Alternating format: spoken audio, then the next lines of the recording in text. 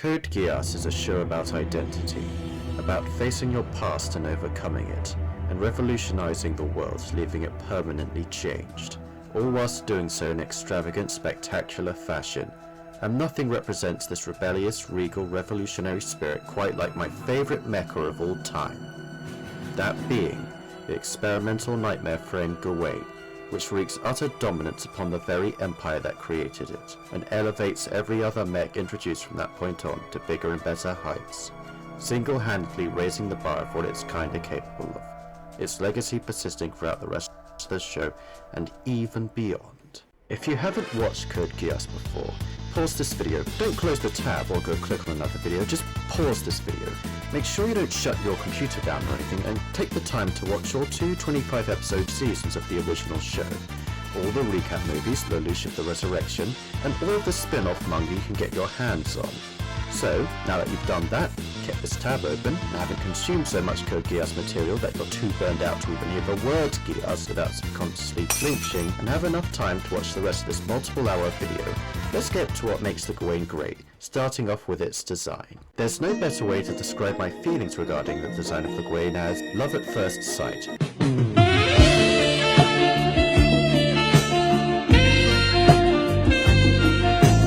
Right off the bat, the first thing to note about the Gawain is its size.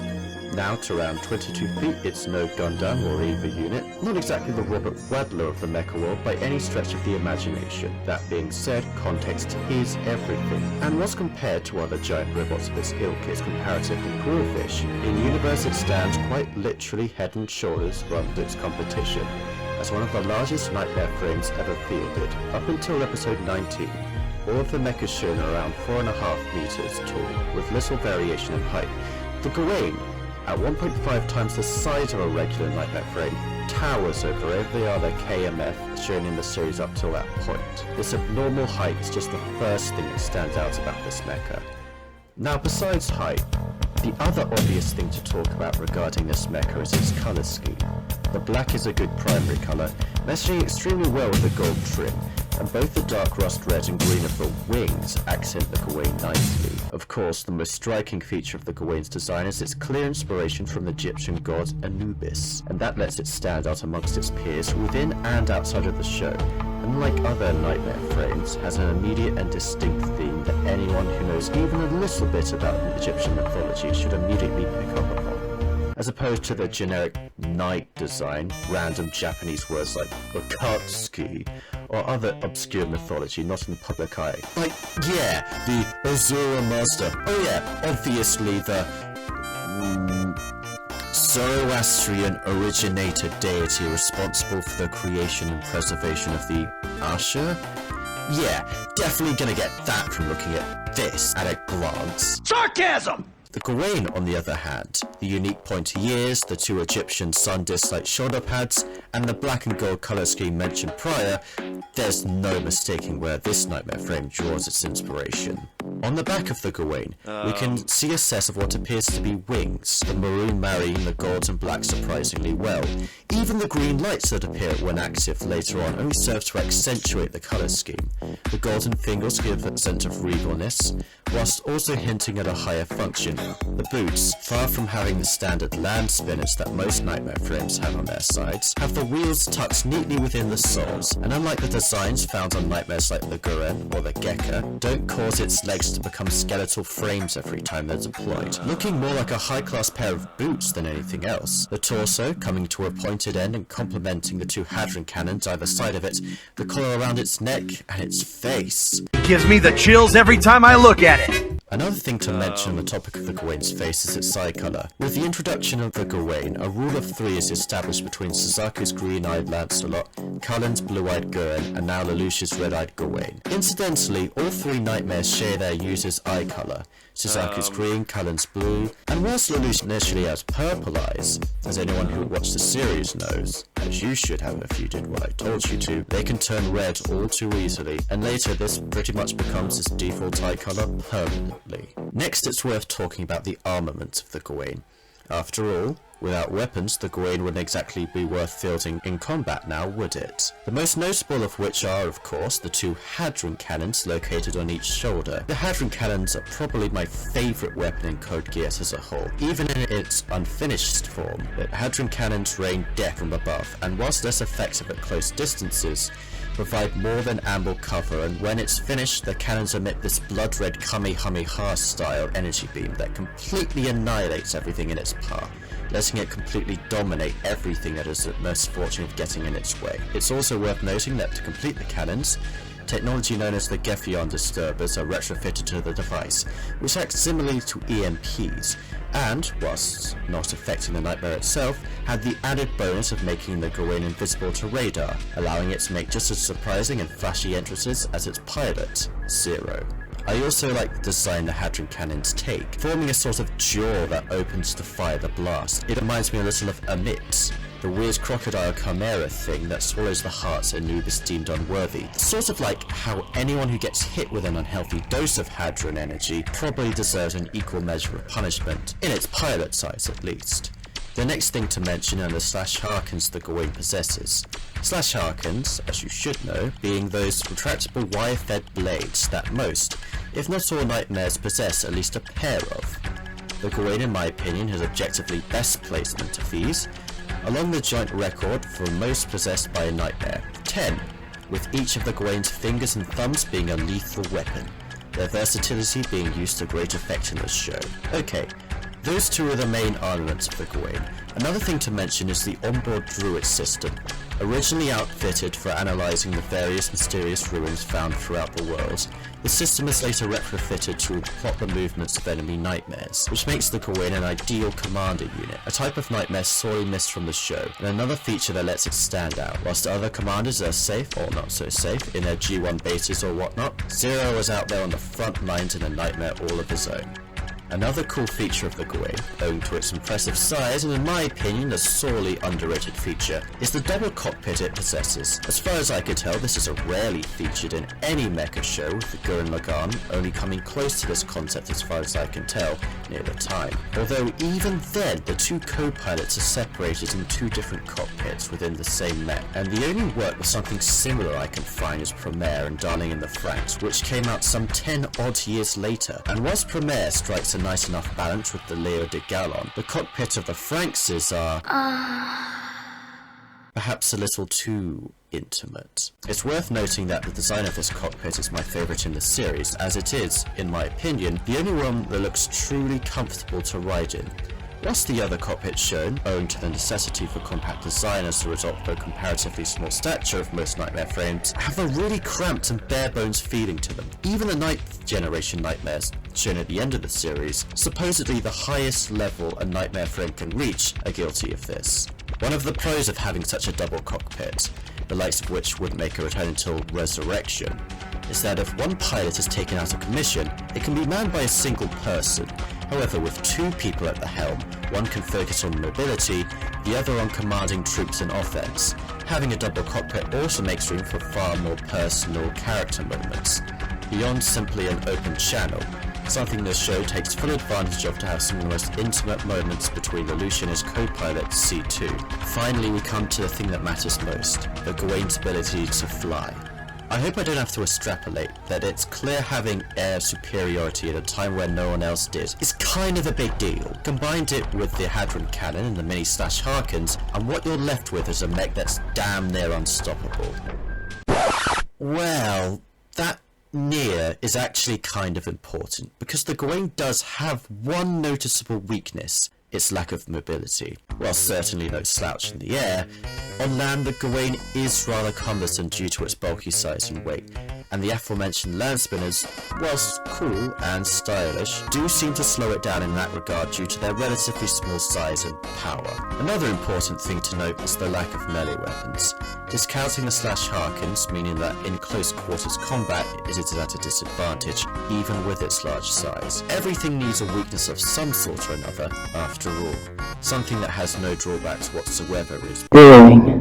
Something great with a critical weakness is far more interesting. Besides, the Gawain was never built for hand-to-hand combat in the first place. As a commander-type nightmare, it was built for long-distance combat, which it excels at, and attempts to overcompensate for this weakness instead of building on its specializations it already had would have led to a compromise that would have taken away what made the Gawain special. Case in point, when the Black Knight's KMF technician Rut Shutter gets a hold of the nightmare, she only focused on adding to its long-range capabilities. Clearly I'm not the only one with this philosophy. But this drawback in the end doesn't detract from the Gawain, and its strengths 99% of the time vastly outweigh its weaknesses, making it one of the strongest nightmares piloted in this series, and, in its element, is a veritable force of nature for everyone to behold. A floating, black-clad, crimson-eyed god of death, bathing the skies in blood-red energy and resulting in utter carnage upon both man and machine alike. Without going into too much detail, it's worth noting the Gawain's role in the story, and its impressive track record reached at the end of its life. Despite having a couple of, shall we say, less than stellar showings near the end of its story due to its cumbersome frame, the absolute devastation it unleashes is completely unparalleled, only being matched by several new nightmare frames developed a full year later. And whilst it's undoubtedly one of the weakest nightmares in terms of pure one-on-one combat, ultimately the Gawain negates its weakness in this area with the quick wit and intelligence of its pilot, using the Gawain's large size against those drawn into one-on-one combat with it as a distraction, allowing outside forces to get the jump on the only threats the Gawain has. In total, the Gawain has never lost an encounter, the Lancelot and the Gawain never truly fighting, and every other nightmare or Vito that faced the Gawain was destroyed or incapacitated, either by the Gawain itself or by those surprise attacks against the enemies whose attention was misdirected towards the Gawain. And, at the end of its life, with little to no energy left, the Gawain took out one of the most dangerous weapons ever fielded, a similar feat only ever seen again at the end of the show, by one of the greatest devices ever, with the use of a nightmare frame 2 generations ahead of the Gawain. Its accomplishments speak for itself, and no nightmare would ever again rise to such heights, or boast such an incredible legacy. Speaking of which, this isn't quite the end of the Gawain's tale. In the wake of its tragic demise at the end of the first season, its impact upon the Black Rebellion left a lasting impression on both sides of the conflict, and as a result, many would develop new nightmares, either inspired by the Gawain or using its actual parts, salvaged from the ocean in which it fell. As we can see from the diagram here, the Gawain had several successors, both literal and spiritual. Amongst these children, I feel the best starting point is the nightmare made from the salvaged parts of the Gawain, that being, of course, Zero's nightmare frame of choice throughout most of R2, the Shinkero. Now, a little disclaimer, one that should be obvious, not only in regards to the Shinkero, but the other nightmares I'll mention here, is that this is, if not clear already, my subjective opinion. One that's, admittedly, objectively correct. So if you disagree, couldn't care less. It's not my job to tell you what you enjoy is wrong, that should be obvious. This is just what I think about the Shinkero, and nothing more. Just the edict of a minor god you should probably pay attention to, if you choose to. It's your funeral if you don't, it's not my fault, do what you like. The best place I think to start with is, going off the precedent set by the Gawain, its design. Now, right off the bat, the similarities between the Shinkero and the Gawain that stick out the most when first viewing the Shinkero is its colour scheme. With its black and gold theme and the dark rust red used for its air glide system, clearly this colour palette had, at this point, become Zero's style of choice for the nightmares he pilots. Of course, the first major contrast between the Shinkero and the Gawain is its height. Standing at almost 2 meters shorter than the Gawain, the Shinkero's size leaves much to be desired. Its relatively short stature doing it no favours in allowing it to stand out, which is something the nightmare frame of Zero should always at least try to accomplish. I'd have to say my favourite thing about its design is its face. The wiki refers to the bottom holes in its mask as eyes, but I think it almost looks like a jaw, giving the face an almost skeletal-like appearance. Another point in favour here is the fact sphere. I'm assuming that's what it is, there are no sources to the contrary, which really does look a lot like Zero's helmet, complementing the design of the pilot nicely. Another thing I like are the air vents under the Shinkero's armpits. Unfortunately, those features are really the only points about the Shinkero I really like. The body itself leaves a little more to be desired. Ironically, despite being larger and demonstrably slower, the Goin looks far more sleek than the Shinkero. What with the Shinkero's bulky shoulder pads, the over elongated elbows and kneecaps, a more stubby torso, more exposed grey parts that make it look more bare bones than the machine it was based on, and those feet. Ugh. Yeah, let's just say Shaquille O'Neal's toes are in less need of a manicure. Honestly, it's a feature that was always going to stop the Shinkero from getting the same amount of love from me I give to the Gawain. I mean, just compare the two. The Gawain has these crazy stylish boots, the heels of which can extend out to almost look like skates, so elegant and sophisticated, alongside those wingtips on the back of its legs that match the gold accents on the shoulders and ears, really helped it stand out amongst the more bulky legs of its contemporaries. Whereas the Shinkero, God, what even are those? Toes? Hooves? Taking the whole demon motive a bit far, no? Sorry, but whatever they are, they're far too unwieldy and completely ruin whatever good faith the mask earned. Especially since the land spinners, and yes, this thing does have land spinners, how that even works when there are clearly no wheels on the toes themselves is beyond me. I mean, on the robot spirits model, there's something that looks like a wheel on the front of the foot, but it's anatomically impossible for it to touch the ground. The only alternative that I can think of is that the Gawain uses its back wheels to literally drag its deformed toes across the ground in the world's most unpleasant manicure, probably leaving whichever poor Black Knight recruit has to clean the Shinkero the thankless task of cleaning out what must be some hellish toe gunk. Oh, and also the attached float system is worse too. Sorry, I'm no mathematician, but the last time I counted, 6 wings are better than 4. Now that I've proven a significant difference in drip between the two, it's time to talk about the Shinkero's armaments. Now, it's worth noting that the Shinkero inherited 2 of the Gawain's weapons, slash Harkins, obviously, and Hadron cannons, although the Shinkero's Hadron cannons are... He shot a Red. blast. Yeah, that was neato. Wait a second. Flashback. On the Season 1 of Code Geass. I shot a Full blast of the Hadron cannon. Lelouch used the Gawain during the Black Rebellion. So how do I... I'm gonna press buttons and... Yeah! Yeah, lemons! Alright, I did it. See, what confuses me though is I shot a... 2 motherfucking red Kamehameha. But, I only shot lemons. Girl, I don't fucking know. But then, what's that? It looks like he's charging his shot! That's what the... Not exactly up to scratch with the original's cannons. Whilst on the subject, I might as well mention the other armaments and various features of the Shinkero. The most obvious feature to mention is of course the energy beam located in the Shinkero's chest cavity, formerly known as the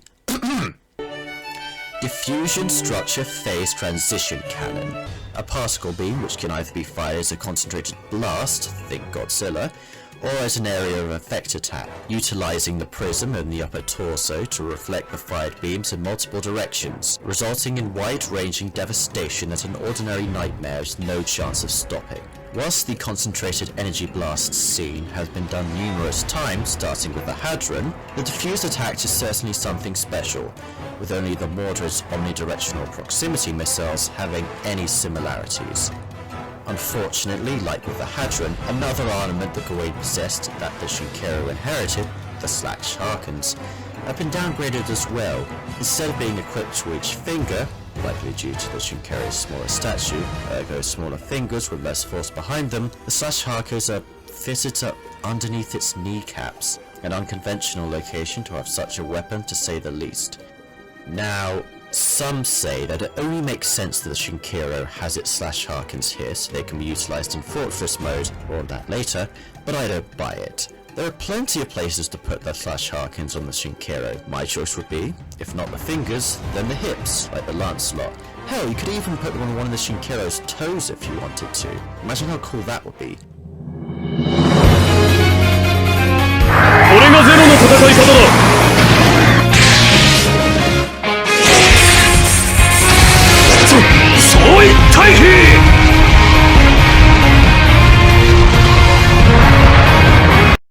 Sure, would still be impractical, but it would be awesome to see the Shinkero use its Gevion disturbers to attack an enemy unit from above. And wait a minute! Does the Shinkero even have Gevion disturbers? I mean, the way it fires its Hadron cannons is different, so we don't know if the same technology is required to streamline the attack. I can't find any mention of it on the wiki, and no one in the show mentions the Shinkero being as stealthy as the Gawain. Rakshata, the Nightmare Frame's creator, never mentions Gevion disturbers once when talking about the Shinkero. Wow.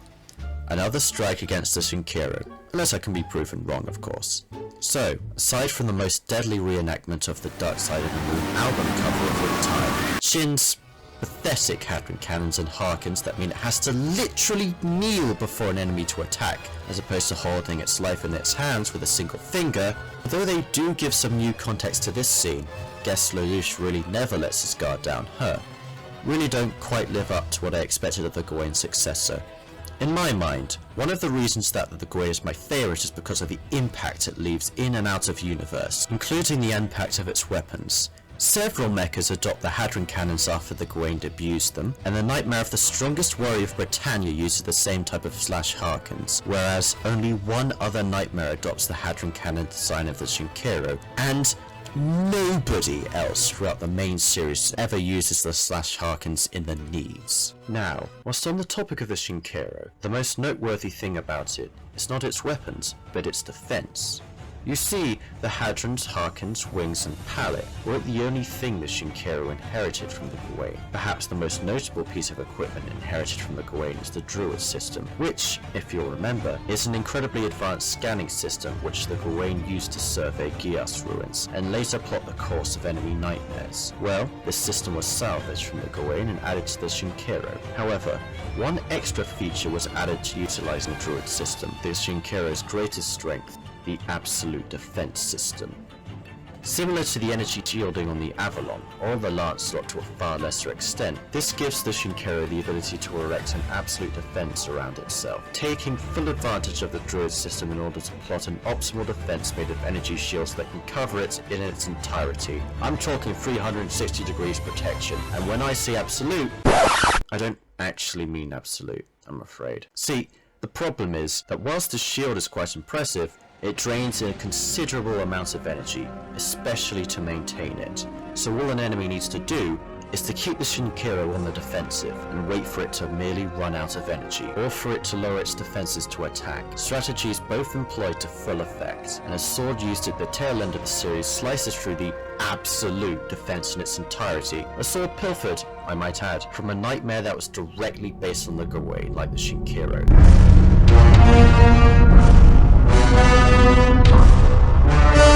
But we'll get onto that later. Finally, it's worth noting that an ability nigh identical to the Absolute Defense system is introduced a literal 3 minutes before the Shinkero's debut, a Blaze Luminous system effectively serving the same purpose, outfitted on the Mordred, a unit who actually has the physical defenses to withstand any attack that pierces its shields, which, sadly, the Shinkero does not. Speaking of which, I should point out the last notable feature of the Shinkero, that being its ability to enter a Fortress mode, which allows it to transform into a mobile jet fighter that can travel at quick speeds not only in the air, but on land and even under the sea, allowing its pilot, Lelouch, to travel back and forth between Japan and the rest of the world in order to maintain the facade of his alter ego, Zero. Now, a feature like this would be really cool and go a long way on towards making the Shinkero stand out as a superior model compared to its predecessor, if it wasn't for the fact that the Tristan, a unit used by a Knight of the Round several episodes earlier, did the exact same thing, and unlike the Shinkero, its Fortress mode is actually viable in combat, hence why Zero never uses as such, and as mentioned earlier, it is this transformation which necessitates the Slash Harkins placement, although, as also stated, there are far better places to locate such a weapon. Oh, one last thing, the Shinkero has a chaff missile located in its... the back? No, the cockpit's there and there's no space to store it on the front of it, because you need the monitor there. The shoulder pads? They transform, and the missile couldn't come out vertical to the ground if it did, going by the footage we see it's launched from. I'm going with the right collarbone near the head, going off the smoke trail, but until we see it again from another angle, we won't. I'm going to say the figurative jury's still out on that one. As for why I didn't mention this when talking about its armaments, well, it's never used as a weapon on enemy nightmares, and the one time it's used carries a set of mirrors Lelouch uses to defeat an enemy who can't be killed any other way.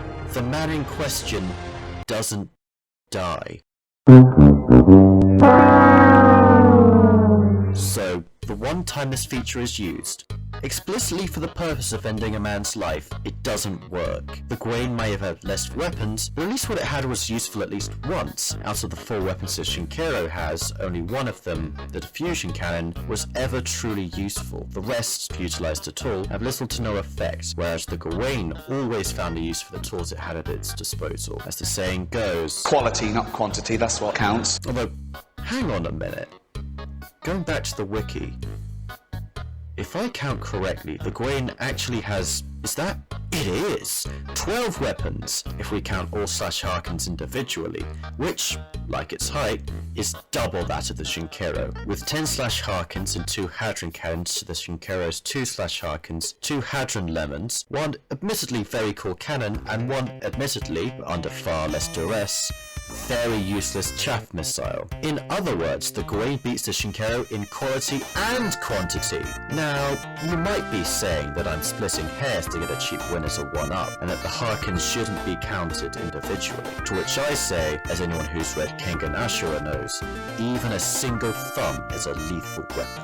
Hence, each digit should be counted individually, which, if I'm not mistaken, gives it the most weapons out of any nightmare found in the main series. But enough about the Gawain. For now at least, let's talk more about the Shinkero. More specifically, its role in the show. As for its role in the story, the Shinkero has high points, like its introduction, where it unleashed carnage which made its daddy proud, and protected an entire goddamn airship many times its size, or when it's used in conjunction with the upgraded Lancelot Albion to disarm the goddamn Uke. It also undoubtedly had its low points as well, lower lows than the Gawain ever reached, that's for sure. Take the time it fought the Siegfried, the Night Giga Fortress, the mobile weapon that put its predecessor out of commission. It does destroy it, but only with the aid from several other 7th generation Nightmare frames, and a sneak attack from the Siegfried's weak point Lelouch wasn't even counting on, and of course its dismal performance during the second siege of Tokyo, where it is utterly incapacitated and humiliated by the Knight of Ten and his Valkyrie squadron, and it is only the surprise arrival of the gun Saitan A elements that saves Lelouch's bacon, his absolute defense system utterly failing him. Unfortunately, a lot of the Shinkero's problems boil down to when it's introduced. By this time, several 7th generation Nightmare frames have been introduced as well, so the Shinkero never really gets the chance to stand out. Hell, even its very introduction demonstrates this. Unlike the Gawain, standing head and shoulders above a single Sutherland, clearly illustrating the differences between them, the Shinkero is seen amongst dozens of other Nightmare frames, just another pretty face in the crowd. Then, there's the way it's destroyed, an attack from behind. Whereas the Gawain faced its death head-on, the Shinkero ran from theirs, resulting in a completely humiliating demise. Ultimately, between the Gawain and the Shinkero, it's not the gifts you were born with that history will judge you based on, it's what you do with it. And the Gawain undoubtedly accomplishes more in its short 6-episode show than the Gawain ever did in its 13-episode run. Honestly, if you want to know how I'd fix the Shinkero, most of it would come down to design. Just look at its direct successor, the Maharoba. Whilst we're on the topic actually, I might as well mention it now. The Maharoba is a nightmare produced after the end of the series. Piloted by Suzaku after his old unit, the Lancelot Albion Zero, gained too bad of a reputation, so a successor to the Shinkero seemed ideal for the man who had taken up the mantle of Zero. Long story, don't ask. You should know already. And, yeah, like I said before, I really like the Maharoba's design. Everything I had a problem with regarding the Shinkero's design has been significantly improved. The shoulder pads, elbows and kneecaps all look less bulky and more sleek, with more detail. All the exposed grey material that made the Shinkero look half-finished are gone.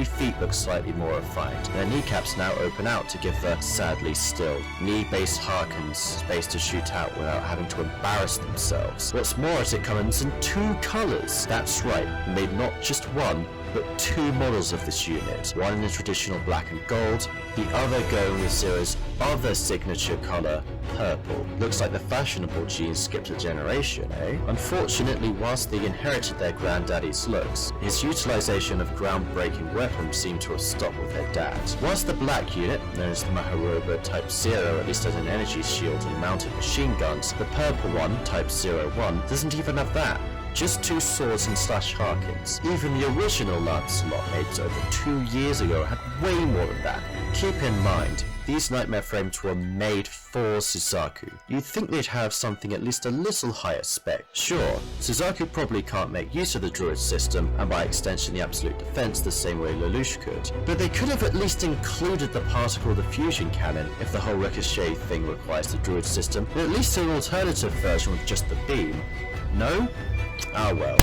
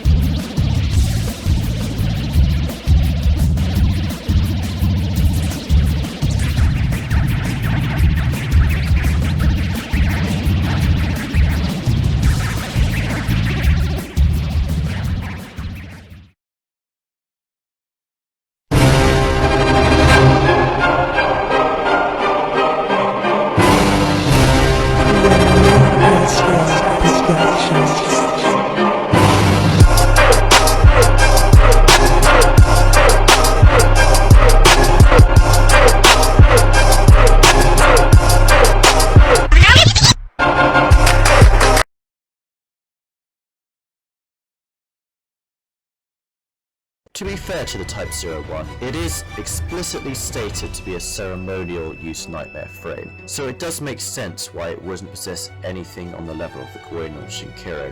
By the way, isn't that kinda awesome? Like, you know, you have like ceremonial swords, or this is a ceremonial nightmare frame. Anyway, it does have a float unit like the rest of its family, but the fact that it's normally disconnected is nothing less than a slap in the face to its airborne heritage. Credit where credit is due, when Suzaku pilots it, it goes up against a nightmare frame 3 generations above it, the first ever, rumoured, 10th generation frame, on a level even higher than that found at the end of R2, and only loses due to a prediction made by a Geass owner with the ability to alter the future, who set a trap in advance. Way to make Grandpappy proud, kiddo. You put on a better show going out than your old man ever did, that's for damn sure. As for its sister unit, the Type 0, Lelouch, who's been resurrected, extra long story don't ask, pilots it throughout the movie, uses it as a commander unit, and makes little use of its armaments, until it's destroyed about 3/4 of the way through the movie, placed with a direct successor to the Gawain, the Gekoi.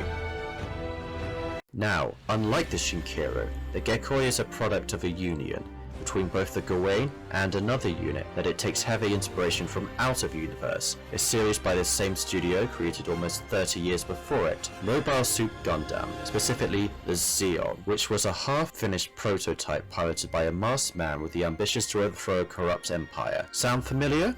It should. Anyway, the Gekoi is the same, a prototype that's only been about 70% completed, with only the legs missing. This is no problem, of course, since the unit can, of course, fly, and as a result, this weakness is essentially negated. Furthermore, the Gekoi seems to have inherited at least something similar to the Absolute Defense system of Shinkiro. Now, whilst we don't see it utilised in the film, unless I've missed it, the Gekoi possesses core luminous swords in which its incomplete legs would open up and fire them, and, perhaps more importantly, from what we can infer from the wiki, 10/11 harkens, most likely giving it the same magic fingers as its daddy. The most noticeable feature of the Gekoi is of course its double cockpit, which allows for some great back and forth with Lelouch and C2, and sets the stage for the most emotional point in the film. I'd just like to point out how neat it is that Lelouch of the Resurrection paid homage to not just one, but the two main nightmares Lelouch piloted throughout the series. Anyway, I'd love to see the completed Gekoi in a future Code Geass installment. I'm sure it'd be even more impressive. Watch this space, people.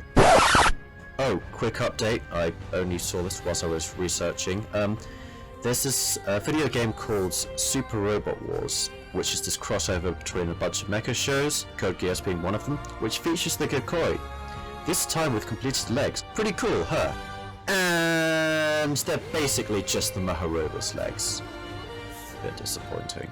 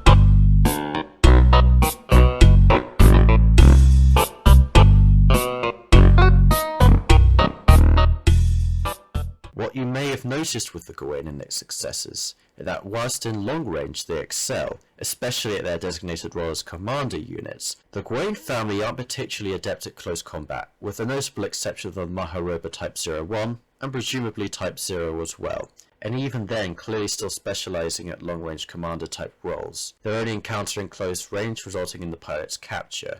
However, one of the Gawain's children looked at this flaw and decided to correct it. And it's none other than the personal nightmare frame of the strongest knight of the round, Bismarck Wardstein, the Galahad.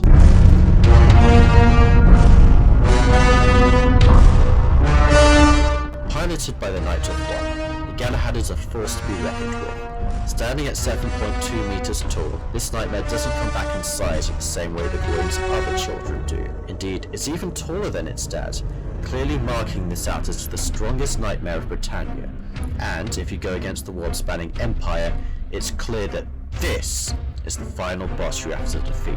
As for its armaments, the Galahad, like its predecessor, keeps things simple. Unlike with the Gekoi, we know for sure that the Galahad inherited the finger-mounted /harkens of its predecessor, at one time wielding a giant lance physic of its stature, only to discard it for its signature weapon, Excalibur. A massive master vibration sword just like the Lancelot's, only much more powerful, and as mentioned before, strong enough to pierce the absolute defense of the Shinkero, with only half of the blade.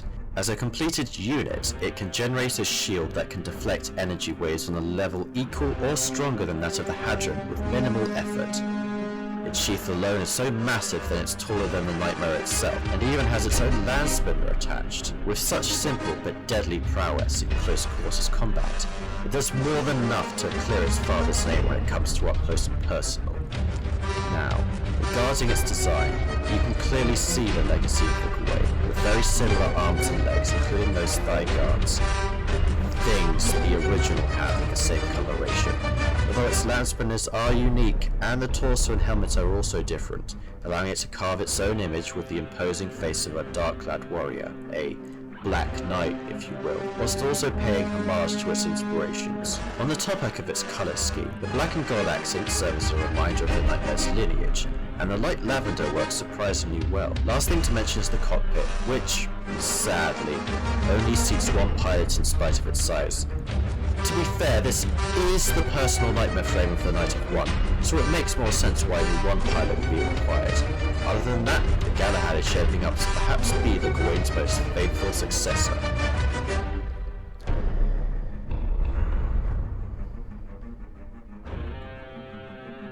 The Galahad is introduced near the end of the second season, first breaking up a fight between the rounds, announcing the presence of the Night of One.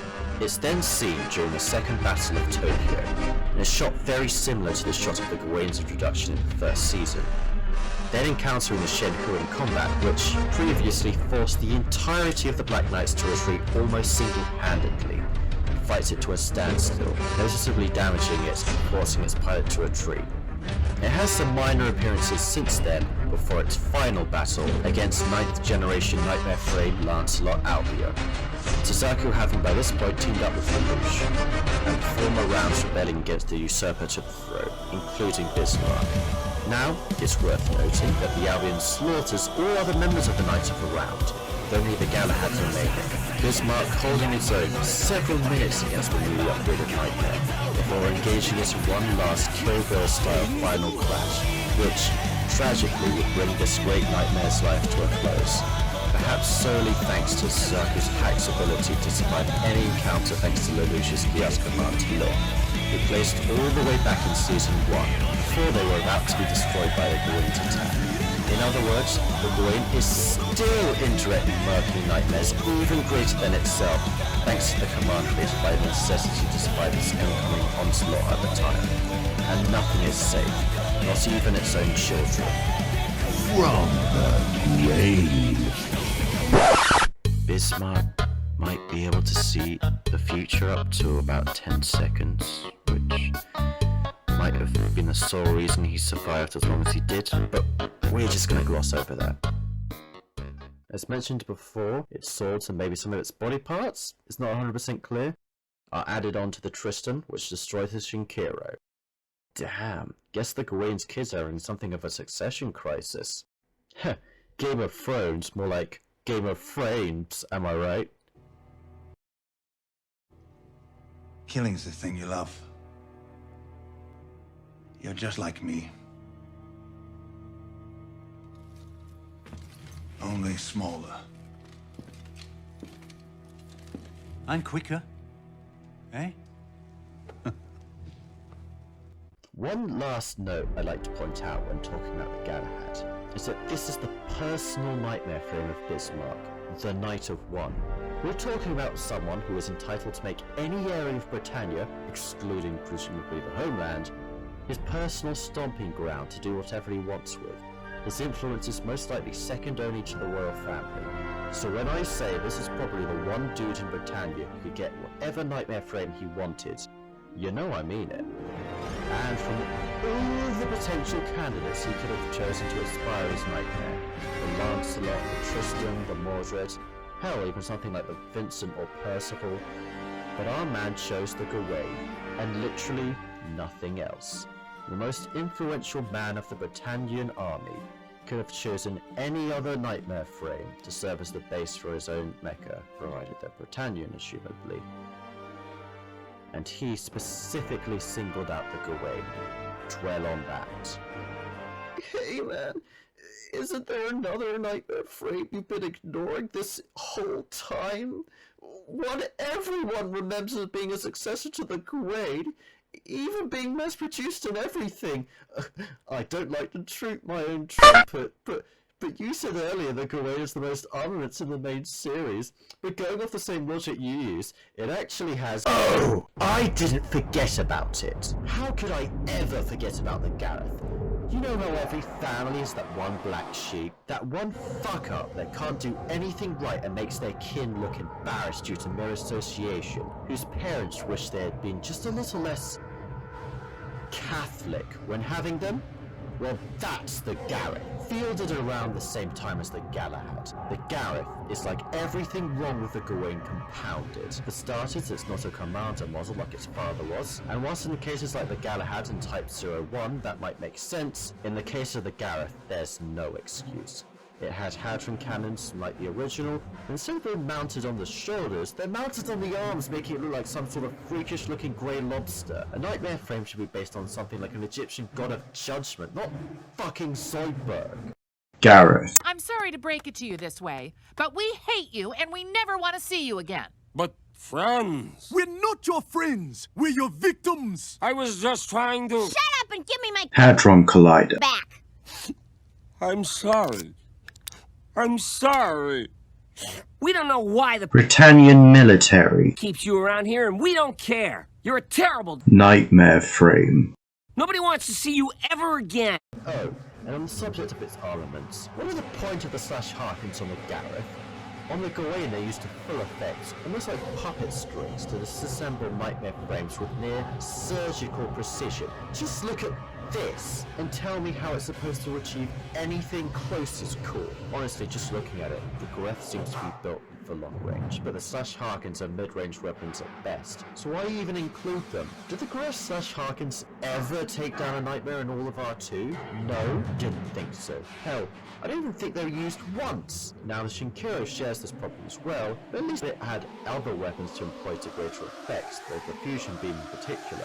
The Gareth, as mentioned prior, had two Hadron cannons identical to its predecessor. Now, you might argue, if you weren't paying attention, that having the cannons on the Gareth's arms would give it more dexterity than the shoulder-mounted Hadrons of the Gawain, to which I remind you that the Gawain was able to cut a perfectly round circle using its Hadrons, and the Gareth has never hit a 7th gen nightmare with its Hadrons even once, which I'd like to remind you the Gawain has. There's no double combo, no druid system, even the float system has lost not just 2 but 4 wings. And now looks like an afterthought rather than an essential piece of its identity. It's like everything that made the Gawain special has been ripped out. Even the goddamn colour scheme. The cool, distinct black and dark red has been ripped out and replaced by the horrible bland grey. Yeah, you know why the phrase X is the new black exists? It's because in the fashion world and beyond, black's kind of a big deal. Hey, The Gareth. still has some of the original design elements. The gold trim is still... God, shut up! Seriously! You want all this attention like you care, like you really gave it your all in a new innovative Nightmare frame. experience, but instead you let The lineage of the Gawain. to a frustrating monotony. You know what started the Gawain's lineage. was like the sense of wonder, and what has thus far concluded the Family tree. is a sense of formality, a predictable, time-consuming mess that asks you not of your sense of adventure or even your wits, but instead your ability to listen and follow directions. You ask of us our ability to point something at something else and then Fire the hand-mounted Hadron cannon. you ask of us our willingness to get another Missile. fight another Enemy nightmare with another giant glowing energy filler. Gee, I wonder how to fucking beat it. I fucking wonder. Gareth. You ask of us to get a Lelouch v Britannia. from the top of a Hill. and carry him over to some guy who says the adventures of Gareth. Exiled Prince of Britannia. Delivery Man. Is that your title? What's the tagline in the ads? Lelouch's. It's out of the bag and on to Kururugi Shrine. 10 out of 10. No Hip-mounted missile tube. motion issues here that could possibly cripple the entire experience. Best in the series. You're like a spoiled rich kid who gets everything bought for you your entire life, and then when it comes to making it on your own, you can't take it. You expect everyone to love you because you are who you are, part of the illustrious Gawain. lineage. Nothing could possibly be wrong with you. You look just like a Gawain. but you're not one. You're a pampered, doughy snob wearing nice clothes, expecting to graduate scot-free because your daddy's an alum. Why would you need to improve? Why would you need to get any better? Everyone just agrees with your Place in the series. because you're a Nightmare frame based on the Gawain. fuck you. Gareth. Fuck you. Yeah, but seriously, Gareth, what are you doing? You know the Gawain was always meant as a one-off unit. It's like Gonzo from Fear and Loathing in Las Vegas. One of God's own prototypes. A high-powered mutant of some kind never even considered for mass production. Too weird to live, and too rare to die. Honestly, the Gareth is kind of like Gainax without Hideaki Anno. Everything that once made the Gawain so unique and special has been phased out, leaving an empty shell behind. No one is ever going to talk about the great presence of the Gareth, because it doesn't have one. As Katara once said in The Last Airbender, There's just nothing inside you. Nothing at all. You're pathetic and sad and empty. at the very least, it's reassuring to know that whoever made the Gareth had just as big of a hard-on for the Gawain as I do. But if they really gave a fuck, they would have done the Gawain justice and made something better than this shitty, drab, dull, unremarkable piece of junk that can't even... Okay, that's enough shitting on the Gareth. It does that well enough on its own. Now, on the subject of the Gareth, I might as well talk about one of the Gawain's other children, which also provided inspiration for the Gareth alongside the Gawain, that being the Agravain. There's not much to go on really. See, it's from a spin-off manga, Oz of the Reflection. The Agravain there is piloted by a shadowy figure associated with a notorious terrorist association, who harbours a secret Britannian identity. Sound familiar? It should. Guess this particular child of the Gawain wanted a pilot similar to its father. Unfortunately, there really isn't that much for me to talk about in terms of the Agravain's role in its story beyond that, because, well, the manga it's in isn't fully translated, and since I can't read Japanese, it's probably going to be a while since I can read it in its entirety and gain a proper appreciation for what this nightmare frame does in the time it's given like the rest. So, judging it here and now would be as premature as the ejaculate that made the Gareth. Speaking of which, we can at least give the Agravain credit for at least trying to fix some of the Gareth's issues. For example, the biggest change is in the arms. Sadly, the Hadron cannons are still there, but now there are hands at the opposite end, and the Agravain can swivel its arms around to change places with the cannons. It also has master vibration source to give it the superior edge in close quarters combat, although the other armaments, sadly including the Slash Harkins, are identical to that of the Gareth's, from what we can see at least. At least this unit can switch between long, mid, and short range combat, something, you know, the Gareth should have been able to do. It's not like it would have been something too difficult for a Gareth pilot to pull off. I didn't mention it there because I was seeing red, but from their introduction onwards, these Gareths are piloted by elite knights of Britannia. So armaments like a couple of swords would at least been a little helpful? Guess not? Oh well. I might as well talk about the Agravain's design, of which it has two, seemingly a long-distance mode where it utilises its hadrons, and a close combat mode where it sheds its heavier armour and dons its two swords. Now, the close combat mode is nothing special. It still looks like its successor with a white paint job, but the long-range version is at the very least unique, albeit still lacking the real flair that the original had. Though, honestly, the design does look a little cluttered, like it's trying to be too many things at once, both as a successor to the Gawain, a clear inspiration to the Gareth alongside its own unique style. There's just too much going on at once, which goes for the armaments as well, honestly. The Gawain kept things simple.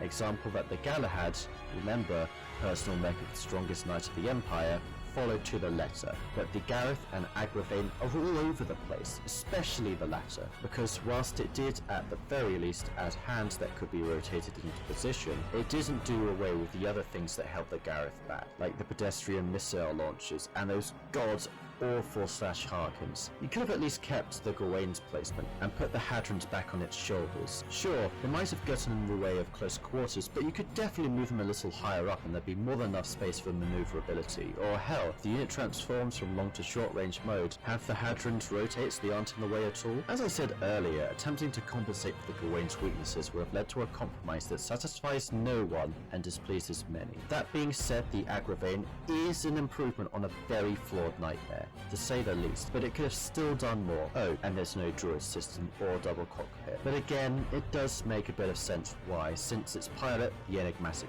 wizard, does seem to work alone, hence no real need for something like either of the two. That's it for all of the nightmares directly inspired by the Gawain, more on that later.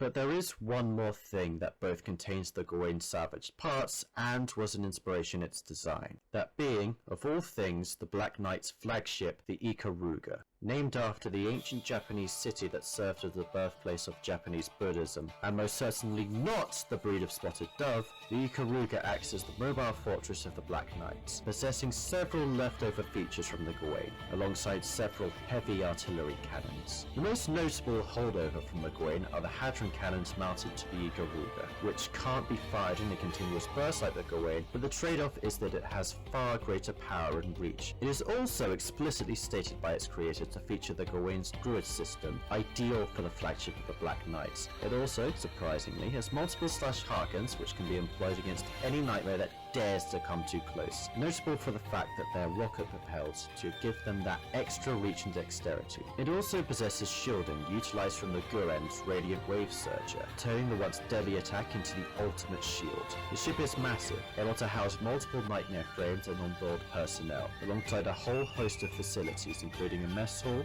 a bridge, multiple meeting rooms, one large room for diplomatic purposes, and, presumably, several smaller ones for more intimate affairs.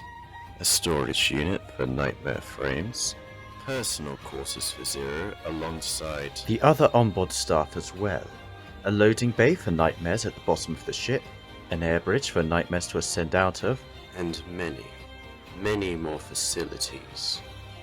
Though it can hardly be counted as a night.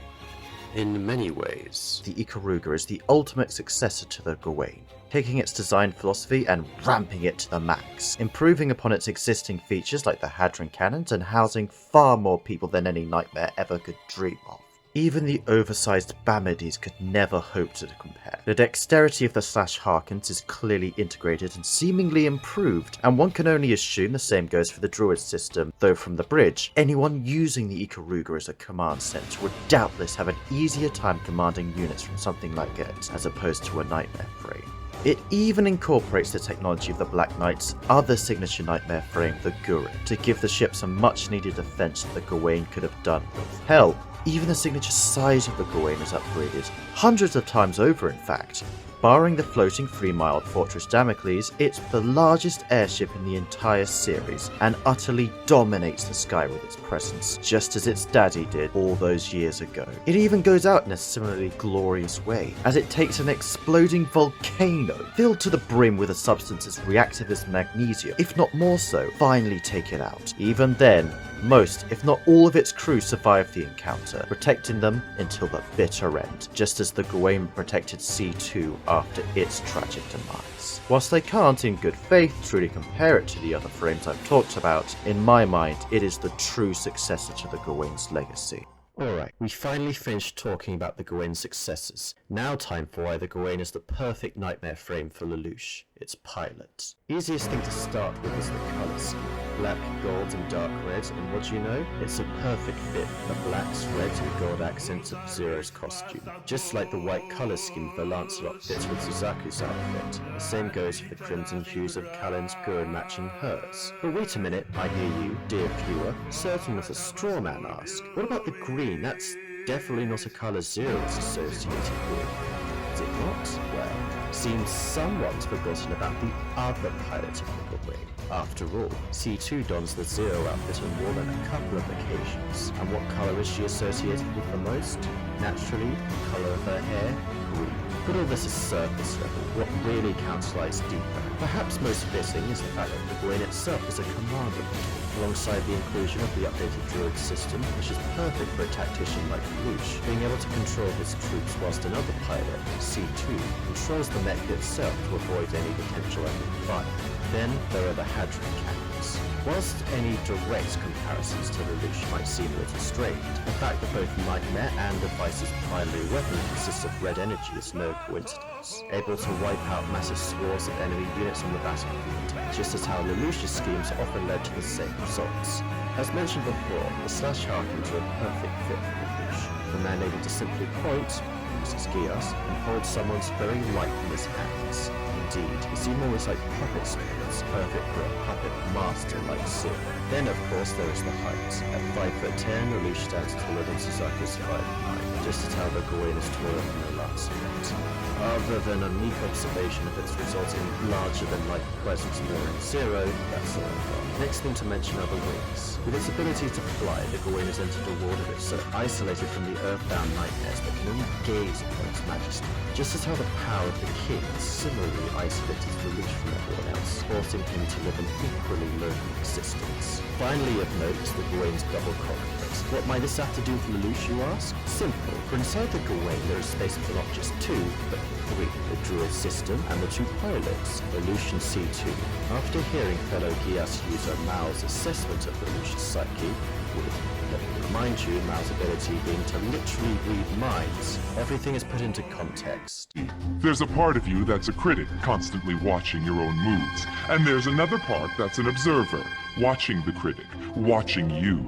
Just as how Lelouch has compartmentalized his own critical nature into three roles, the actor being the one making the moves, the critic analyzing and checking said moves, and the observer checking to ensure that the critic's judgment of the actor are valid, just as how the druid system, and by extension the Gawain itself is the actor, carrying out its own moves and operating the druid system. Lelouch acts as the critic, constantly checking the Gawain's actions to ensure the best possible outcome is secured. And C2, also from within the cockpit, acts as the observer, constantly questioning Lelouch as the critic, and keeping his rationale in check. Hence, the Gawain's very nature as a nightmare with two seats serves as an extension to Lelouch's own multifaceted nature. Even the Gawain's own weakness, its relative lack of mobility, serves as a reflection of its pilot, with Lelouch being shown time and time again to travel at a snail's pace in comparison to the relative cheetah-like speeds of his more athletically gifted associates. As such, the Gawain's totality of its status is the definitive nightmare of Lelouch is complete, embodying not only his strengths, but also his weaknesses. But what about the Shinkiro, the other nightmare frame that Lelouch pilots? Doesn't that also have merits as a reflection of Zero? Just look at the Shinkiro's design.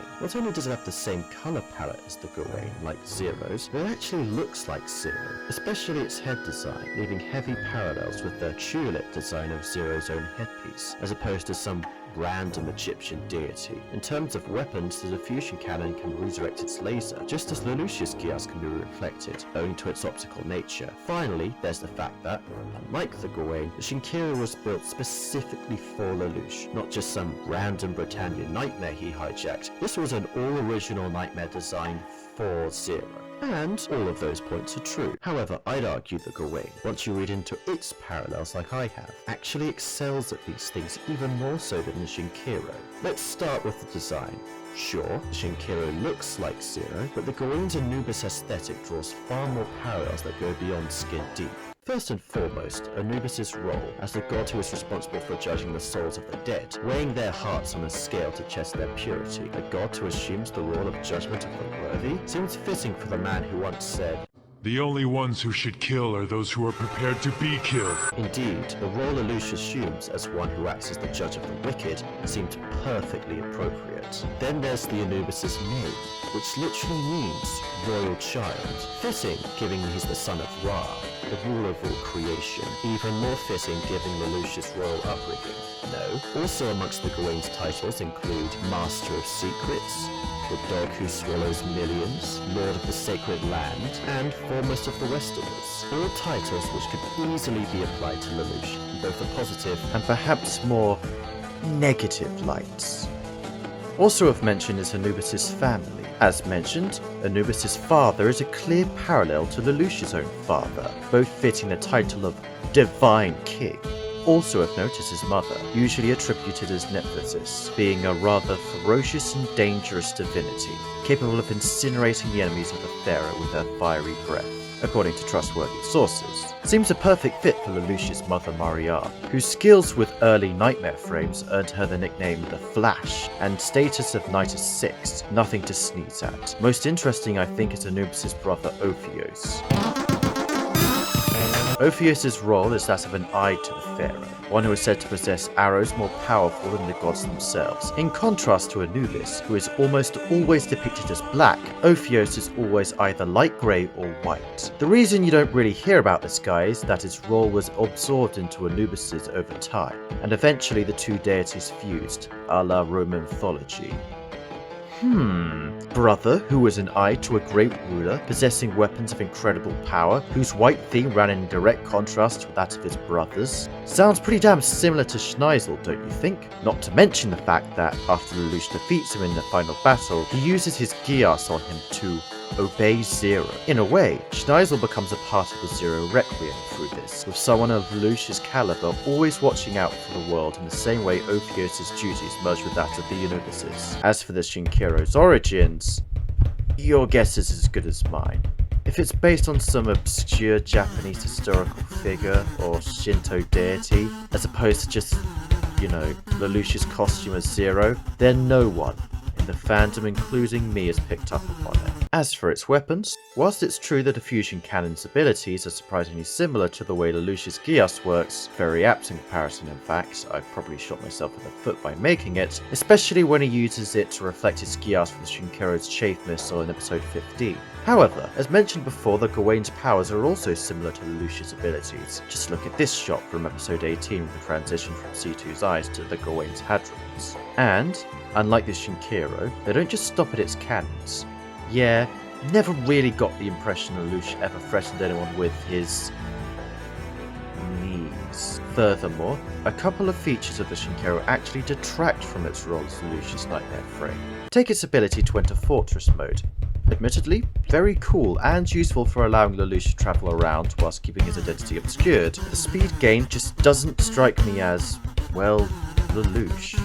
Then there is the absolute defense field, which, whilst awesome in its own right, thing is, when you look at Lelouch and what he's capable of, absolute defense doesn't exactly spring to mind. Sure, protecting his little sister is his reason for living, but it's also something he fails at. You know, a lot. Like, a lot. Don't get me wrong, both of these features are really neat and add a lot to the nightmare, they just don't remind me of its pilot all that much. Then, there's the fact that Shinkero only has a single cockpit. Yeah, not much to say other than it loses what I've already mentioned made the Gawain's inclusion of a double cockpit so analogous to Lelouch's state of mind. And just the fact that some direct communication line Lelouch relies on in the Shinkero is way less personal than the kind of back and forth he can have with C2 and the Gawain directly. Case in point, the difference in atmosphere in the new movie between his conversations with C2 in the Maharoba versus that in the Gikoi.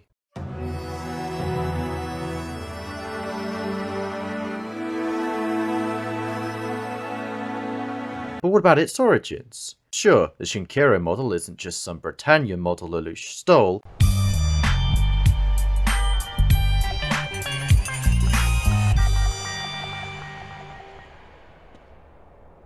and it was specifically made for him. Geass abilities also accounted for, what with weapons such as the chafe missile. Its contents likely added by Lelouch in secret, but keep in mind that Lelouch isn't Japanese himself. He's an exiled Britannian prince who chose to stand against his former homeland.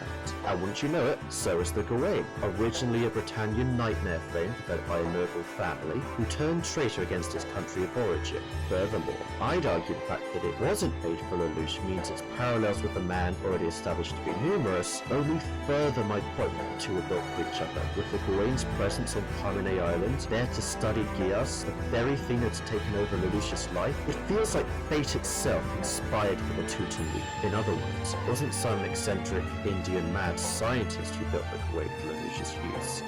It was Providence itself.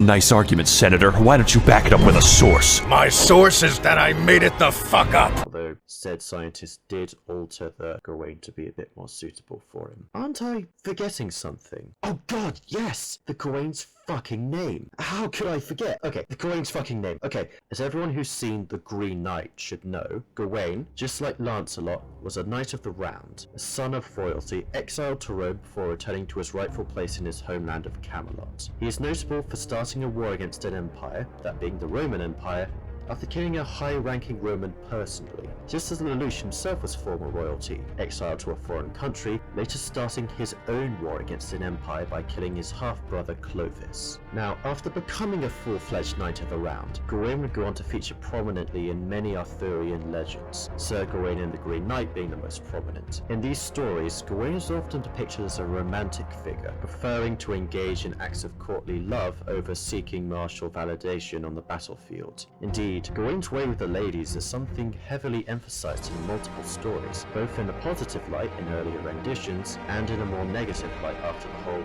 courtly love idea started to fall out of popularity.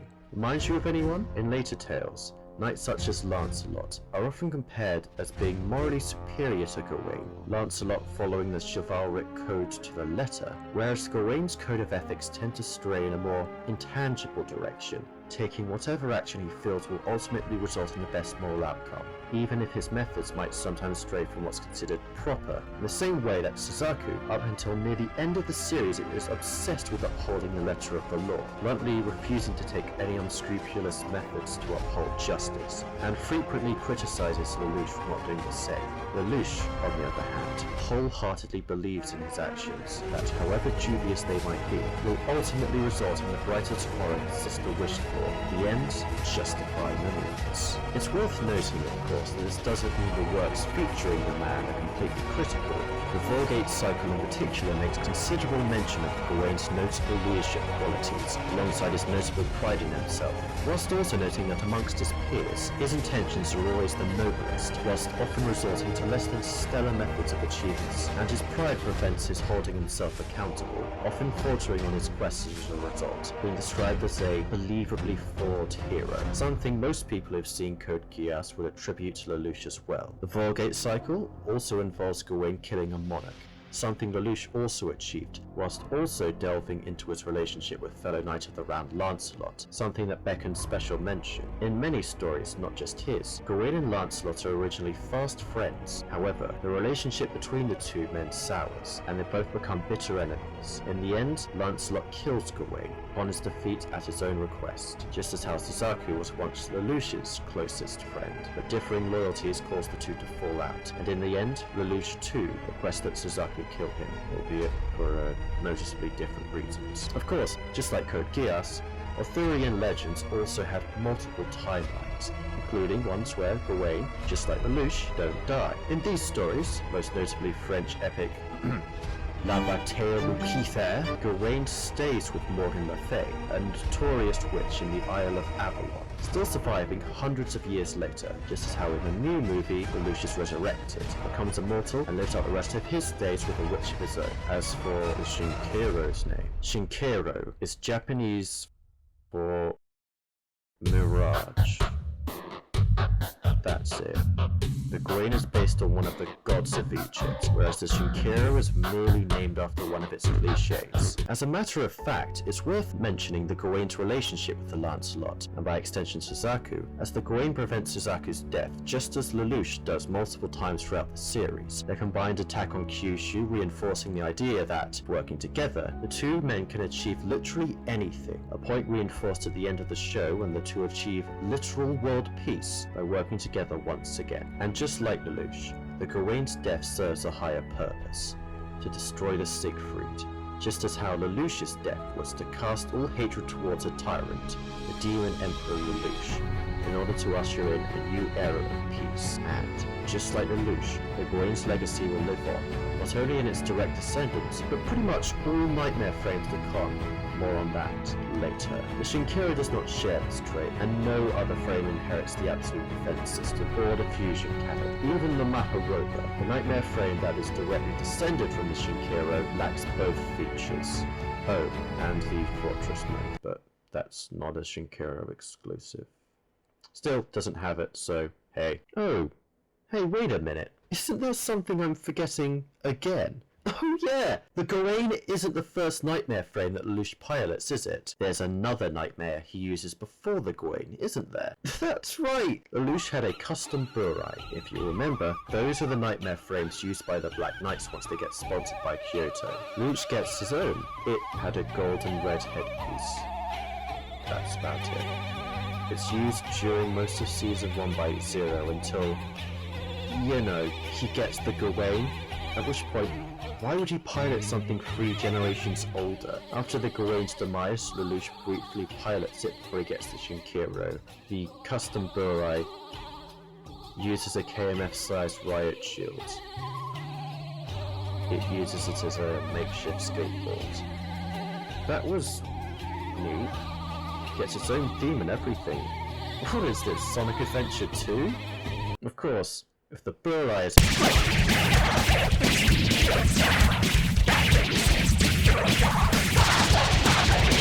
then the Gawain is hanging on the edge of tomorrow. Live and learn from the words of yesterday.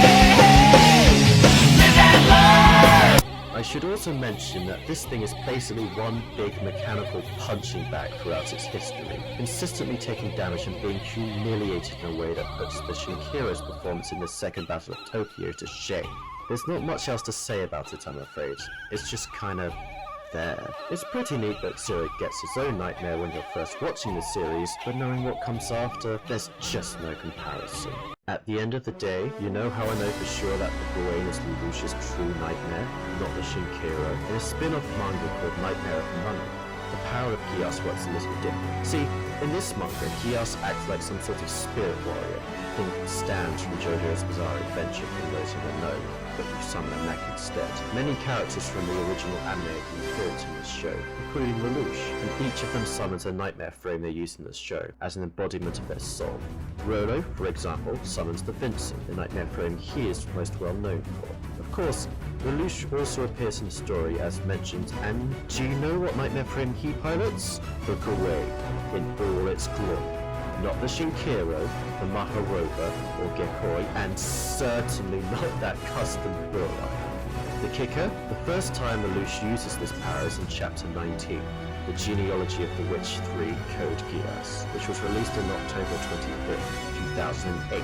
R2, the second season of Code Geass, which, if you'll recall, featured the Shinkiro right up until the end, aired its final episode in Japan in September 28th, 2008. In other words, it's only been 1 month since R2 ended, with presumably the Shinkiro still fresh in the minds of all who watched the show. And still, the Gawain was chosen ahead of the Shinkiro as what essentially boils down to Lelouch's equivalent of Star Platinum. It just left that big of an impact on all who beheld it that there could be no doubt that the Gawain, above all other nightmare frames, not just Lelouch's nightmare, but the nightmare frame of Lelouch v Britannia, to the point of being a part of his very soul itself. As mentioned before, the Gawain didn't just influence the nightmare frames based directly on it, but pretty much every other nightmare frame that came after it. See, the Gawain is sort of like the Super Saiyan of Code Geass. Technically, more impressive shit happens later on down the line. However, nothing makes as big as an impact as the Gawain does. And after Gawain introduces flying and a unique gimmick of the Hadron Cannon in shoulders as opposed to a weapon like the Barrow Sasaki uses, everyone copies it afterwards. First of all, the Hadron Cannons. What I mentioned direct successors of the Gawain, the Garrett, Shinkiro, the Karuga, and Agravain, but they aren't the only ones who adopt the Hadron. Indeed, the Hadron Cannon's impact on warfare is so great that both sides of the conflict made use of it. Name one nightmare frame fielded by the Black Knights that made use of the Barracks, or a Britannian frame that used the Gurren's Radiant Wave Searcher. Is pretty much the only weapon that sees cross-appeal. The Percival uses the same type of Hadron Cannons as the Shinkiro, whilst the Mordred's primary weapon is the Stark Hadron Cannon, an upgraded version of the original which can apparently level an entire mountain. And obviously it's the Garrett's primary weapon. Hell, even the Lancelot adopts a Hadron Cannon, its strongest weapon, only phased out when technology introduced 2 generations later makes it redundant. And of those nightmares that don't use the Hadron Cannon, they usually use something very similar, like the Baryon Cannon of the Shenhu, or the Tristan's Megiddo Harkins. The idea of a nightmare frame using a powerful energy beam clearly became in vogue. The same could be said of the Gawain's unorthodox placement of its /Harkins, which pretty much every 7th generation nightmare frame and after copies with the exception of the Lancelot. Then of course there's the most important thing that Gawain introduced: flight. The game changer. There's no denying it. Every flying nightmare that came after it owes at least something to the Gawain, its infamy inspiring everything else after it. Because once you can fly, the sky literally opens up for you, and the world is your oyster. The Gawain proved, painstakingly so, the offensive capabilities of flight, after annihilating an entire fleet of the Code Geass equivalent of a Halo Pelican. Hell, the Lancelot has to get a floating unit attached just to keep up with it, and between seasons, several nightmare frames, including those of the Knights of the Round, that were capable of flight were produced. Onwards from Season 2, every nightmare of any import has flight-enabled capabilities. If you aren't flying by Season 2, you better have a damn good reason for it. You know, like living in a backward shithole with no technology, i.e. the Chinese Federation.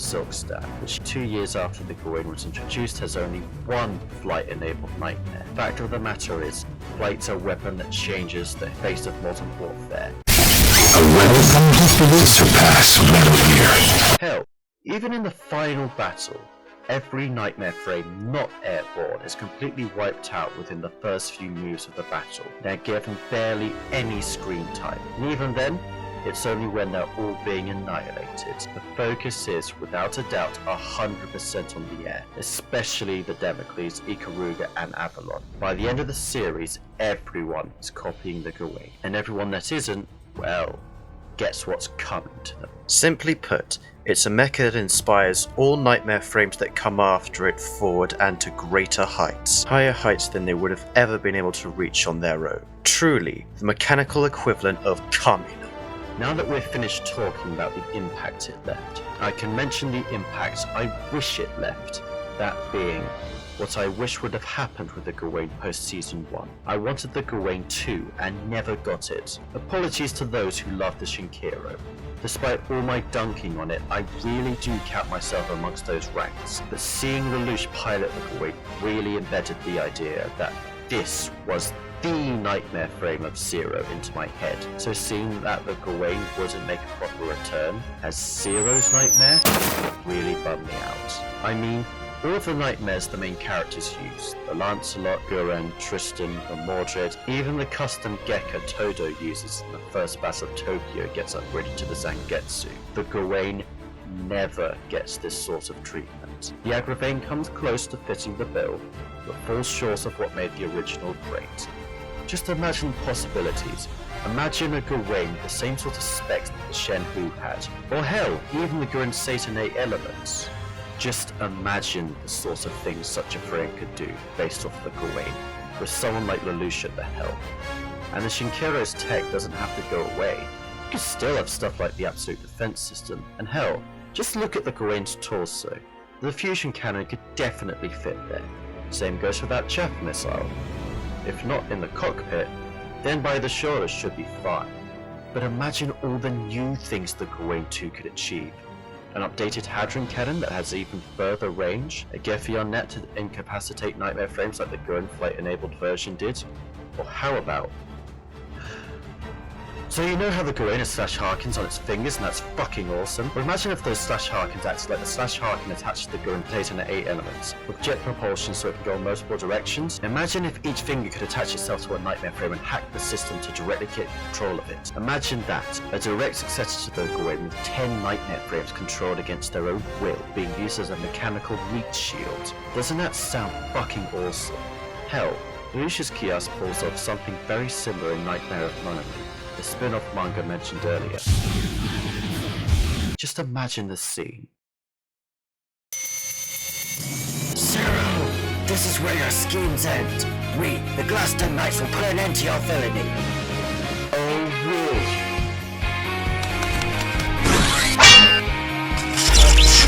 What's going on? I can't control it. What's wrong? What did Zero do? Do you need...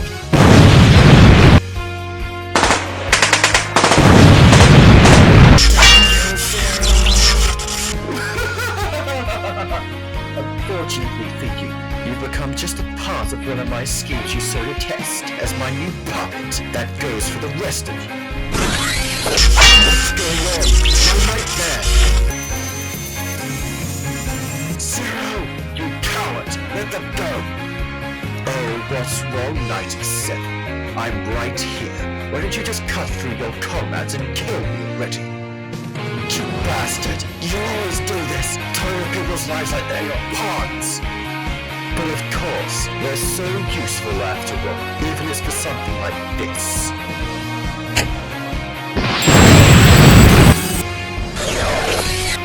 Damn it! He blasted through his puppet just to get to me. You really are nothing but a demon. Zero! Oh, am I now?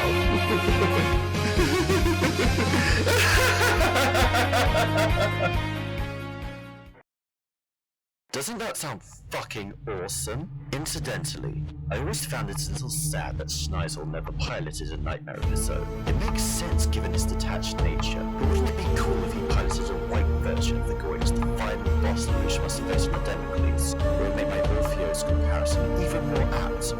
So yeah, Sunrise, please hire me to work on Sea of the Recapture. The Gawain's true comeback needs to happen. So in summary, yeah, pretty much, the Gawain is fucking awesome. Everything from its design, to its weapons, to the additional technology, its role within the story, its legacy and impact it leaves after its departure, to its synergy with its pilot, the Gawain is, without question, out and out my favourite mecha. For now. You see, whilst I think I've made it pretty clear that I love the Gawain with all my heart, but honestly, Code Geass is one of only a few mecha anime I've ever watched. Gurren Lagann, Romer, that counts, the original Mobile Suit Gundam, Evangelion, Code Geass included, is pretty much the extent of my mecha anime repertoire. I've also watched a little bit of Gundam 00, but didn't really like it. So that's how it's pronounced in the fandom. Oh god, am I gonna... But you know, it might not always be this way. There are countless other mecha anime out there, across Mazinger Z, Getter Robo, countless Gundam titles beyond the first one, and the Big O to name a few. I've barely scratched the surface of this iceberg, and after thinking about it for so long, about what makes this mecha in particular great, I'm more than prepared to try out more mecha anime. Because who knows, if I can write this much about a mecha from one show out of only the few I've seen, just imagine how many more there are out there that I've yet to see that deserve my attention. Maybe there's a mech out there that blows the Gawain out of the water, and ticks all the boxes I mentioned before, making the Gawain so precious to me. But whatever the case may be, even if another mech comes along and replaces this as my favourite, it will always have a place in my heart, and will always, at the very least, be my favourite nightmare fray. And until that fateful day comes, or doesn't, that its top spot's best fighting robot is usurped, it will remain my favourite mecha of all time. Thanks for watching. Oh, just as an addendum, there's a series called Zone of the Enders, released by the same guy who did Metal Gear Solid, which features a giant mecha called the Anubis. Never heard of it before I did my research, so I didn't feature it in the video, but yeah, it exists. Don't know if it inspired the Gawain, considering aside from the Anubis theme they look pretty damn distinct, but just thought I'd mention what's essentially the Art Gurren Lagann equivalent of the Gawain.